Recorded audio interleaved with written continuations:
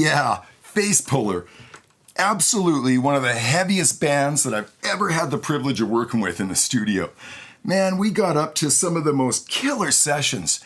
And out on the road together, I mean, every so often in your career, you come across one of these bands that isn't really like a band. It's more like a group of buddies, even like a family when you're out on the road together.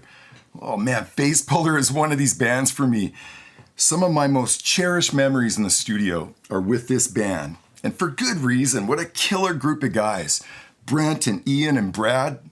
These three guys entered the scene, and it was 1991. That single I just shared, Snakes in the Grass, that particular recording is one of my favorite all-time recordings because that whole single, that 7-inch that we did, we produced that entire thing from start to finish in less than 10 hours. And some of you know exactly what I'm talking about when I talk about going into the studio and just capturing raw energy off the floor. Just boom, hitting record and capturing an energy from a band that is just extraordinary, something that is magical. You know, a lot of the bands that would record in the studio couldn't afford the prime time, so they had to come in the late night hours. And as a young assistant engineer and kind of moving into an engineering position, a lot of times they would assign me to those projects. And so there I was, you know, many times late at night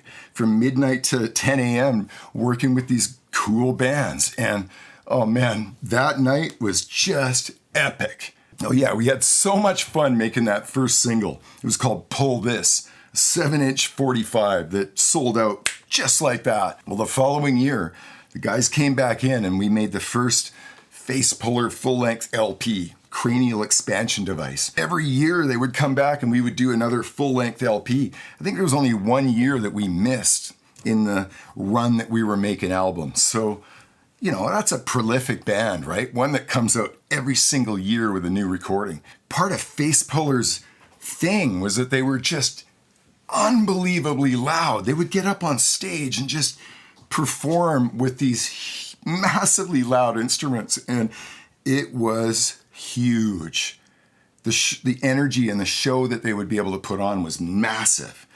And as a spectator and as a producer, when I sit in a crowd and I'm watching a band like that on stage, I know that this is going to be, you know, I know this is going to be one of the hardest things to capture. And some of you absolutely are going to be able to relate to this. I swear that some of the most challenging mixing that I get up to is a 3-piece rock band or a 3-piece punk band like Facepuller. Why? Because it is only 3 pieces. I mean, some of the music that we all mix is so crazy with overdubs and so many parts going on that it creates this thing, right? Where you add maybe 60 parts into a track and it starts to become its own thing. Well, with a band like Facepuller, you've got bass, guitar, and drums. That's it. So in my own experience, those are the hardest things to get right. And particularly when it's a band like Facepuller that's sort of part of their whole thing is that big, loud presence on stage, right? How do you capture that? How do you capture that in the studio and try and make it sound, you know, half as big as that band does live? I learned from these projects myself. When I step back and I can have 30 years perspective and look back at a project like this and take a good close listen to it, I can tell that there was an energy.